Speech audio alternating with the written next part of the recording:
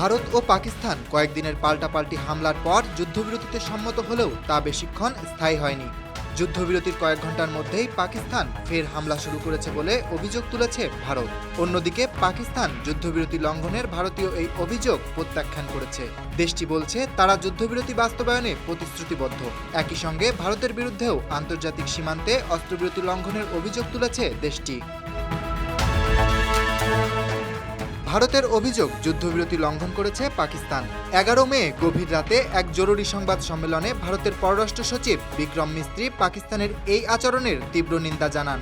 তিনি বলেন, যুদ্ধবিরতির পরপরই পাকিস্তান গোলাগুলি শুরু করেছে, যা একেবারেই গ্রহণযোগ্য নয়।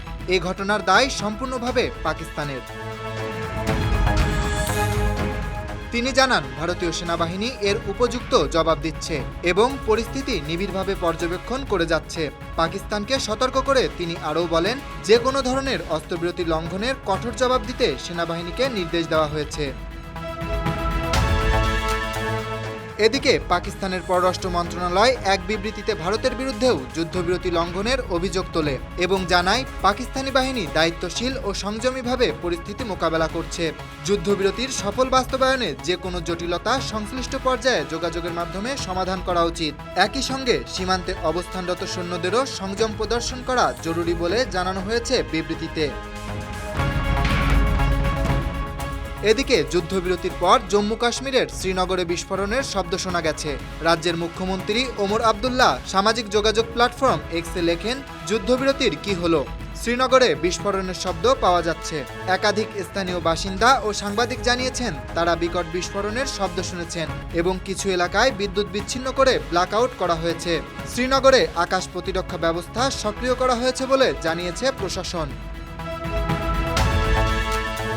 অন্যদিকে পাঞ্জাবের লুধিয়ানা, পাতিয়ালা ও অমৃতসরেও সতর্কতা জারি করা হয়েছে। স্থানীয় প্রশাসন জানিয়েছে, আতঙ্কিত হওয়ার কিছু নেই, তবে প্রয়োজনে ব্ল্যাকআউট করা হতে পারে। পরিস্থিতি পর্যবেক্ষণে রয়েছে প্রশাসন ও সশস্ত্র বাহিনী। দীর্ঘদিন ধরে কাশ্মীর ইস্যু কেন্দ্র করে ভারত ও পাকিস্তানের মধ্যে উত্তেজনার পারদ চরমে। সীমান্ত সংঘর্ষ, গোলাগুলি ও রাজনৈতিক বিবৃতির মাধ্যমে দুই দেশের সম্পর্ক প্রায়শই উত্তপ্ত হয়ে ওঠে। 1947 থেকে আজ পর্যন্ত কাশ্মীর নিয়ে ভারত পাকিস্তান যুদ্ধে জড়িয়েছে 3 বার। প্রতিবারই যুদ্ধ শেষ হলেও হয়নি স্থায়ী শান্তি প্রতিষ্ঠা। সাম্প্রতিক এই উত্তেজনার সূত্রপাত হয় ভারতের নিয়ন্ত্রিত কাশ্মীরে জঙ্গি হামলা ও সীমান্তে পাকিস্তান সমর্থিত অনুপ্রবেশ নিয়ে। একে কেন্দ্র করে উভয় পক্ষই সীমান্তে শুরু করে গোলাগুলি ও পাল্টা হামলা। Dhaka express desk report.